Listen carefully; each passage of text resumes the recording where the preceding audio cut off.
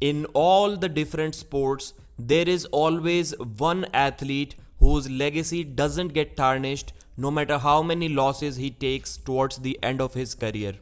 Usain Bolt lost his last race, but nobody cares about it. He is still a legend. Nobody cares if Muhammad Ali lost his last fight. Not many people care if Sachin Tendulkar took dozens of matches for his last century. Fortunately, John Brezink also falls in this list. But for everyone else, retiring while still being on top is a must, irrespective of how much you love playing the sport. John Brezink is everyone's favorite. John was doing great until these last 4-5 matches. I'll randomly try to remember all of his matches. First, he beat Chan Shaw, then Dimitri Kachen, then Paul Lin. After that, he took his first loss after his comeback against Devon Larratt.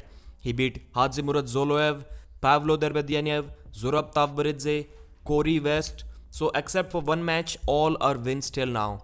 But then he took a loss to Ongarbaev, then he beat Oleg Petrenko, loss against Irakli, Dennis, and now Todzilla Todd Hutchings. So John has lost 4 out of his last 5 matches. And the Monster Michael Todd match didn't happen because of Michael's injury, but I think Michael was the favorite to win that match. And if we talk about the upcoming matches, Alexei Vovoda is going to be a huge favorite against John, especially after seeing how seriously he's training for this match. Well, unlike John Brezink, as many people are saying. And then after that, a rematch, a title match against Kedargali Ongarbaev.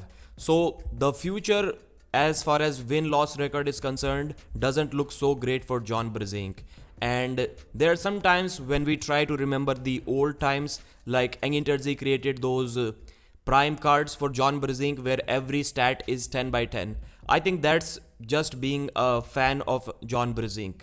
Even a person who's been following arm wrestling for a couple of weeks can easily tell you that all of John's stats cannot be 10 by 10. He always used to say that his endurance was never great. He was always a sprinter, never a marathon runner, and maybe some other stats as well, which shouldn't be 10 by 10. But it's just we love the guy so much that we want to believe that he is still at that level. But clearly he isn't. If prime John Brezink version showed up today, he would easily be number 1 in 105 kg class. Maybe in 115 kg class as well if Devon isn't there. But for sure not in the super heavyweights. And in this 58, 59 years of age, not even at 105 kilos. So what should we do now? John has always said that he arm wrestles for money. He is going to accept any and every super match that is being offered to him.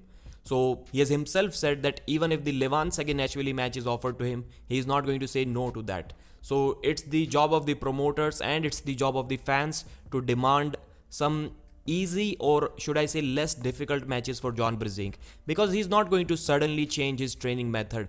He kind of never had to take arm wrestling training so seriously because he was so genetically gifted in his arm and also in his mind, a very smart arm wrestler.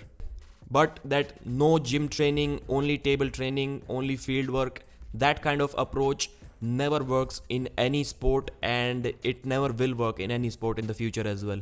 So what are those easy or the not so difficult matches? I think a rematch against Krasimir Kostadinov is a must, because Krasi beat John when John was almost near his prime.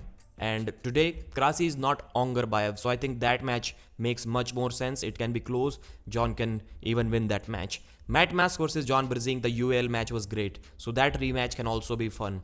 Dimitri Trubin also beat near prime John Brezink in 2011, I think it was, and that was a skinny version of Trubin.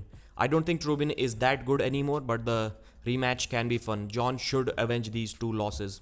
Then maybe Lachlan Adair, and there are countless matches like that. And no Ongarbaev rematch, please.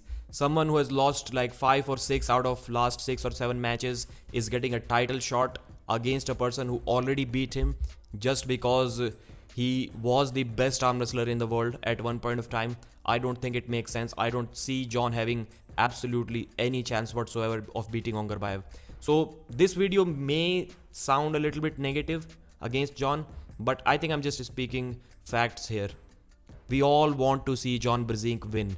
Nobody likes to see the champion go down like that. I think he either should start taking some easy matches, which can also be money matches because they are against famous arm wrestlers, or I think he should think about retiring maybe the next year. Thanks for watching, like the video and subscribe.